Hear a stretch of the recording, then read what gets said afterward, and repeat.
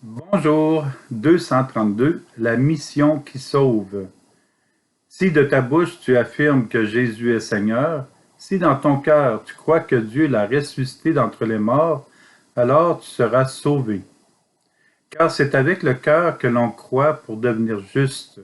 C'est avec la bouche que l'on affirme sa foi pour parvenir au salut.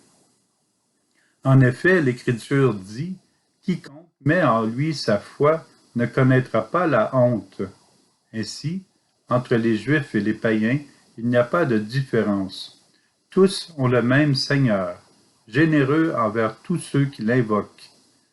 En effet, quiconque invoquera le nom du Seigneur sera sauvé. Or, comment l'invoquer si on n'a pas mis sa foi en lui?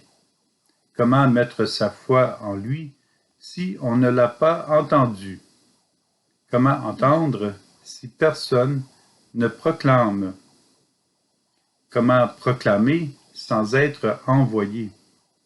Il est écrit, comme ils sont beaux les pas des messagers qui annoncent les bonnes nouvelles. Et pourtant, tous n'ont pas obéi à la bonne nouvelle. Isaïe demande en effet, qui a cru, Seigneur, en nous entendant parler? Or, la foi naît de ce que l'on entend, et ce que l'on entend, c'est la parole du Christ. Alors je pose la question, n'aurait-on pas entendu? Mais si, bien sûr, un psaume le dit, sur toute la terre se répand leur message et leur parole jusqu'aux limites du monde. Paul aux Romains, chapitre 10, versets 9 à 18. Laissons ces questions nous rejoindre. Comment l'invoquer si on n'a pas mis sa foi en lui? Comment mettre sa foi en lui si on ne l'a pas entendu? Comment entendre si personne ne proclame? Comment proclamer sans être envoyé? Et j'ajouterais, comment aimer si on ne se laisse pas aimer de Dieu? Le Christ nous invite à la mission qui sauve. Paul nous indique la voie. Car le Christ est mort pour nous afin que les vivants n'aient plus leur vie centrée sur eux-mêmes, mais sur lui, qui est mort et ressuscité pour eux.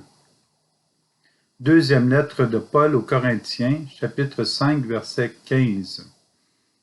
Que les vivants n'aient plus leur vie centrée sur eux-mêmes.